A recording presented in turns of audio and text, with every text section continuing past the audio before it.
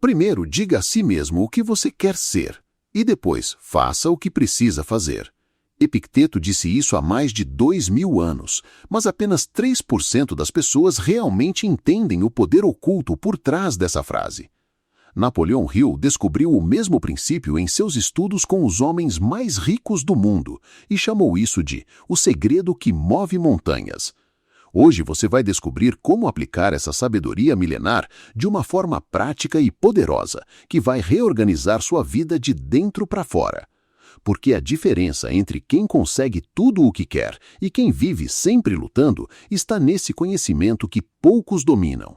Se eu te dissesse que existe uma conexão direta entre a bagunça da sua mesa e a confusão das suas decisões, você acreditaria? E se eu provasse que organizando 3 áreas específicas da sua vida interna, você automaticamente ganha mais clareza, confiança e poder de realização do que qualquer método externo poderia te dar? Os filósofos sabiam disso. Napoleão Hill documentou isso, e milhares de pessoas ao longo da história usaram esse princípio para criar vidas extraordinárias. Neste vídeo, você vai descobrir quais são essas áreas e como organizá-las usando ferramentas simples e poderosas que funcionam há séculos.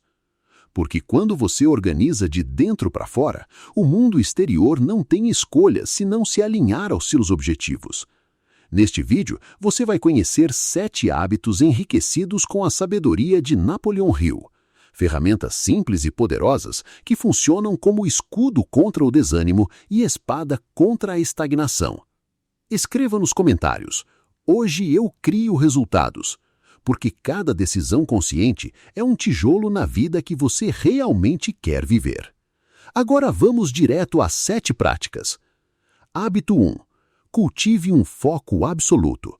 Se existe uma habilidade capaz de transformar sua vida, é o foco. Em um mundo cheio de distrações, onde sua atenção é disputada a cada segundo, focar tornou-se raro e, por isso, valioso. Quem domina a concentração tem uma vantagem gigantesca.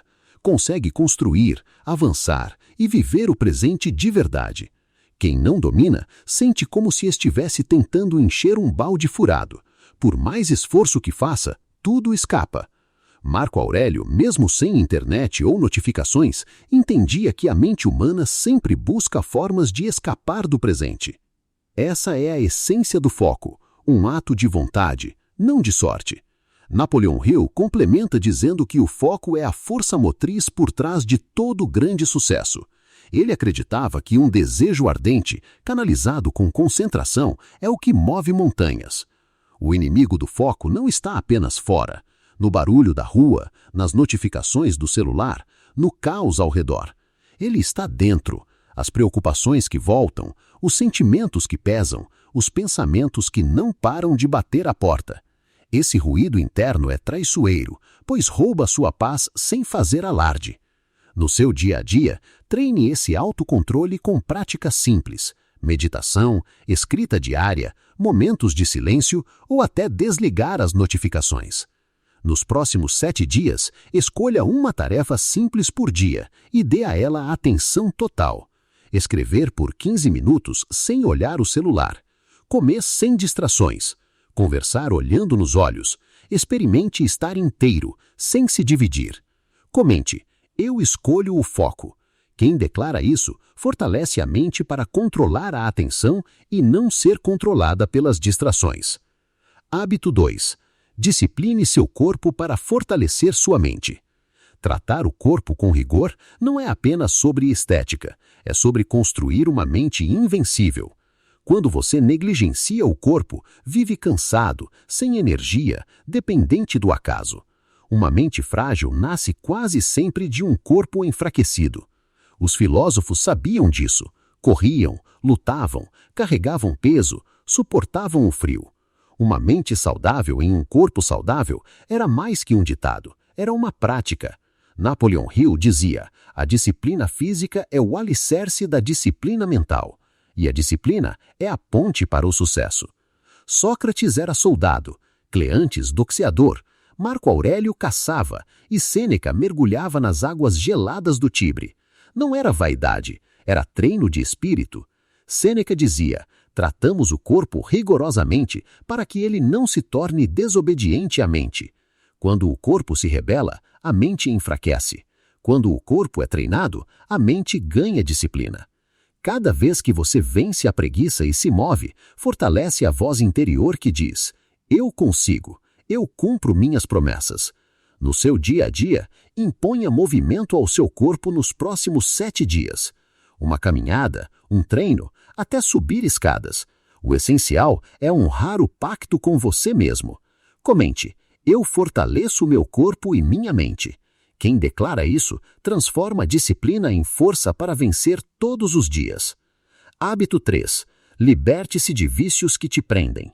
Sêneca nos desafia: mostre-me um homem que não seja um escravo.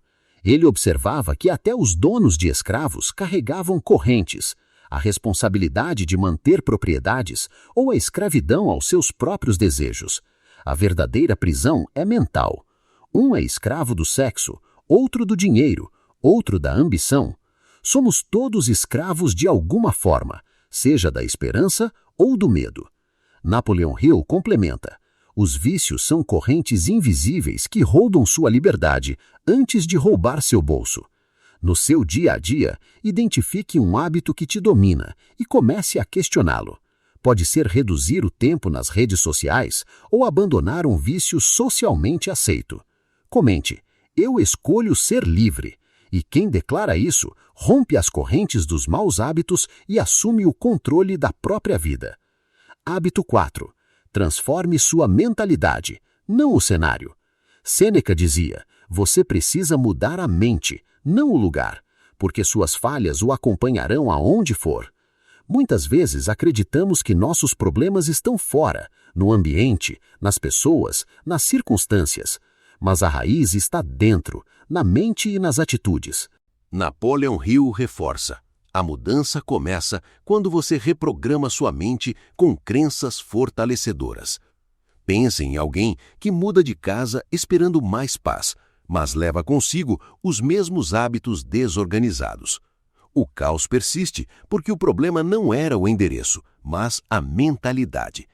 Sêneca provoca: se quer escapar dos seus problemas, não precisa ir a outro lugar, precisa ser outra pessoa. Isso significa reformular atitudes, encarar crenças limitantes e assumir a responsabilidade pela sua vida. No seu dia a dia, identifique uma situação que te frustra e pergunte: que atitude minha posso mudar aqui? Comente: eu escolho ser livre.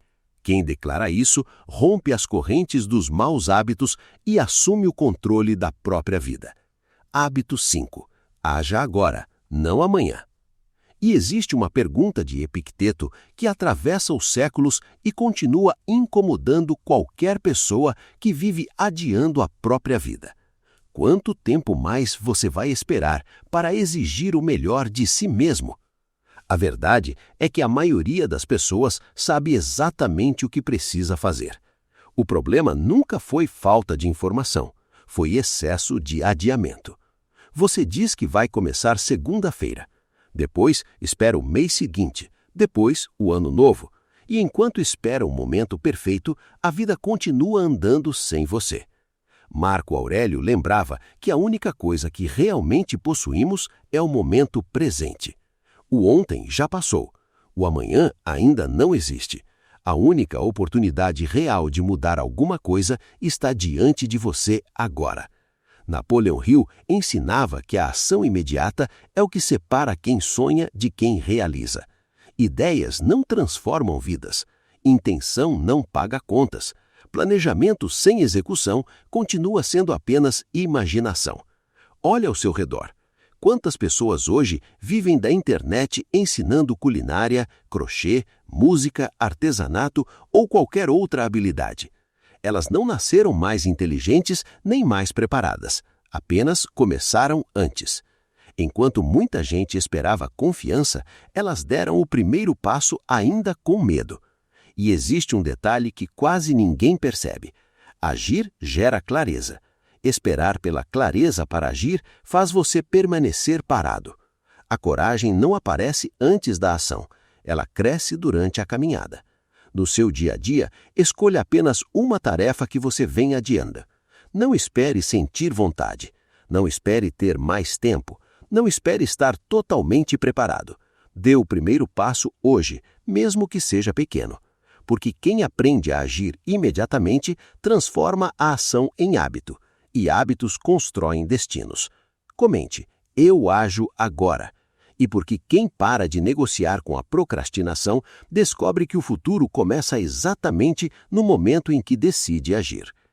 Existe uma armadilha que parece virtude, mas que já fez muita gente desistir dos próprios sonhos: o perfeccionismo.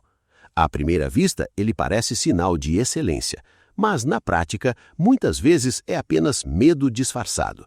Medo de errar, de ser criticado, de não corresponder às expectativas.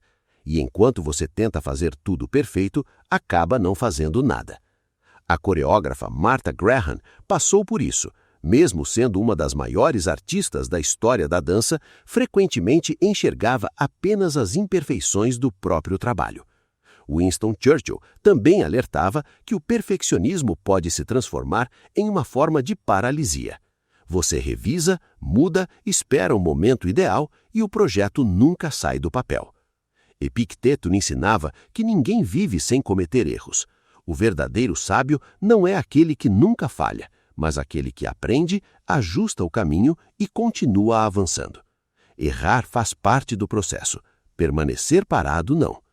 Napoleão Hill reforçava essa mesma ideia ao afirmar que o sucesso pertence às pessoas que agem com persistência, não às que esperam as condições perfeitas. O progresso constante sempre vence a perfeição imaginária. Pense em qualquer pessoa que hoje você admira. Nenhuma começou no seu melhor nível. Os primeiros vídeos, os primeiros textos, os primeiros negócios ou projetos quase sempre eram simples. A diferença é que elas tiveram coragem de publicar, aprender com os erros e melhorar ao longo do caminho. No seu dia a dia, faça um compromisso simples. Entregue aquilo que você vem adiando, mesmo que ainda não esteja perfeito. Termine aquele projeto, publique aquela ideia, envie aquela proposta. Depois você melhora. A excelência não nasce pronta, ela é construída a cada nova tentativa. Comente: eu escolho o progresso. Porque quem avança um pouco todos os dias chega muito mais longe do que quem passa a vida esperando o momento perfeito. Hábito 7. Perdoe para ser leve. Perdoar é um presente que você dá a si mesmo. Epicteto dizia: a verdadeira felicidade nasce quando soltamos o que não controlamos. Napoleão Hill complementa: o rancor é um veneno que você toma esperando que outro sofra. Guardar mágoa é como carregar uma pedra, suportável no começo, insustentável com o tempo. Nos próximos 3 dias, escolha um ressentimento. Escreva a situação e diga: eu me liberto desse peso. Rasgue o papel ou guarde-o, mas solte a corda. Comente: eu escolho ser livre. Porque quem aprende a perdoar deixa de carregar o passado nas costas e cria espaço para viver o presente com mais paz e leveza. Você acabou de receber 10 princípios capazes de mudar completamente a direção da sua vida. Mas existe uma verdade que poucas pessoas têm coragem de aceitar. Conhecimento não transforma ninguém. O que transforma é aquilo que você decide colocar em prática quando o vídeo termina. Daqui a 1 ano, você pode olhar para trás e perceber que tudo continuou igual. Ou pode descobrir que este foi o dia em que sua história começou a mudar. A diferença entre essas 2 versões da sua vida não será sorte, dinheiro ou talento. Será a decisão que você tomar nos próximos minutos. Então faça um compromisso consigo mesmo. Escolha apenas um desses hábitos e comece hoje. Não espere a segunda-feira, o próximo mês ou um momento perfeito. A vida recompensa quem age enquanto os outros ainda estão esperando. E antes de ir embora, escreva nos comentários: hoje eu escolho mudar minha história. Toda transformação começa com uma decisão. Que esta seja a sua.